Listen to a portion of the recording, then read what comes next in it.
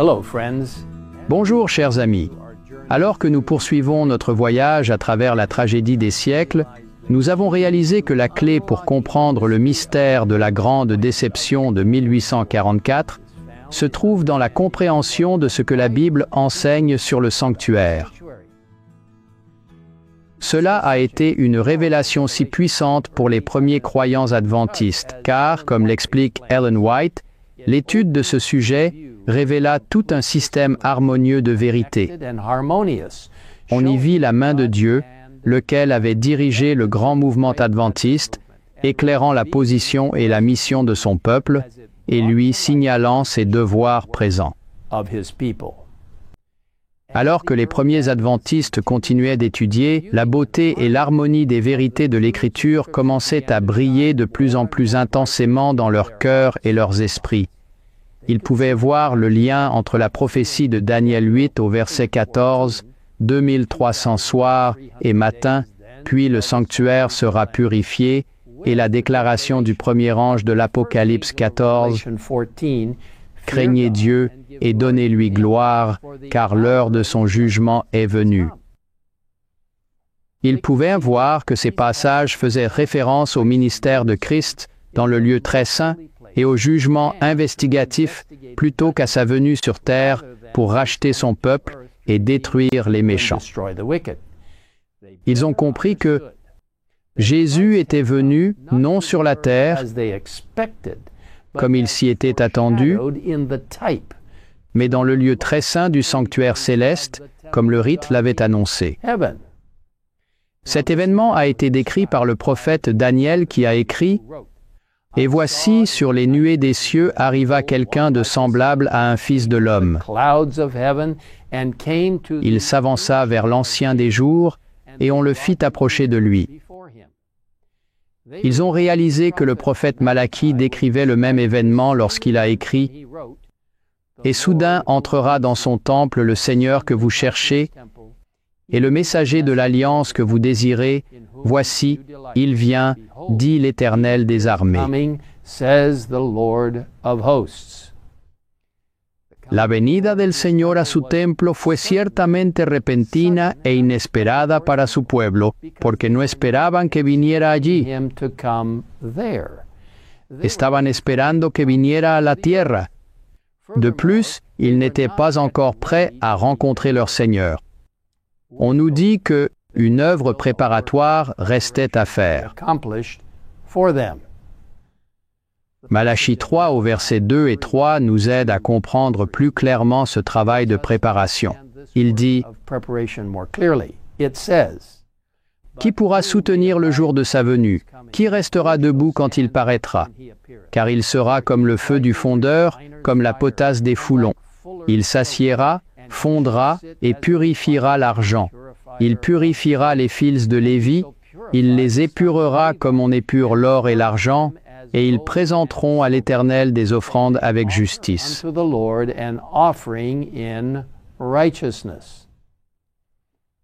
En commentant sur ce passage même de Malachie, la messagère du Seigneur a écrit « Ceux qui vivront sur la terre quand cessera dans le sanctuaire céleste l'intercession du Seigneur devront subsister sans médiateur en la présence de Dieu.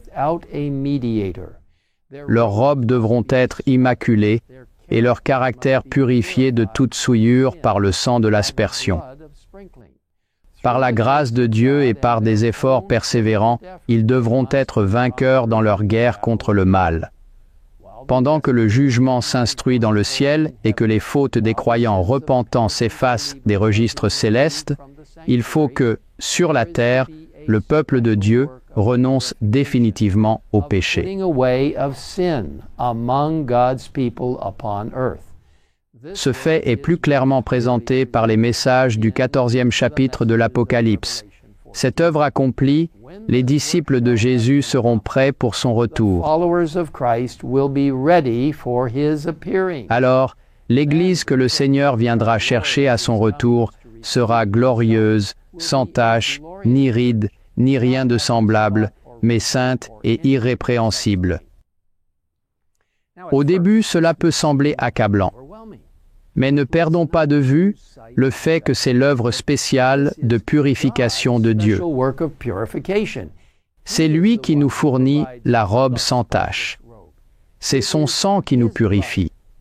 C'est sa grâce qui nous donne le pouvoir d'être vainqueurs dans la bataille contre le mal. Dieu est le seul qui peut nous aider à être vainqueurs dans la bataille contre le mal. Sans lui, nous sommes désespérément perdus dans le péché.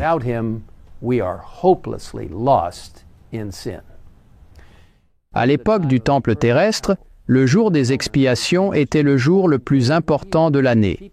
Les gens examinaient leur cœur et s'assuraient d'être en accord avec Dieu.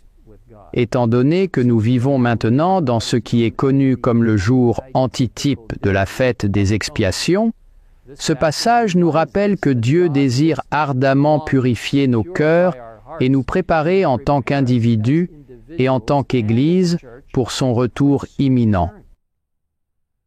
Alors que certains peuvent croire que ce passage de Malachie 3 fait référence à la seconde venue du Christ,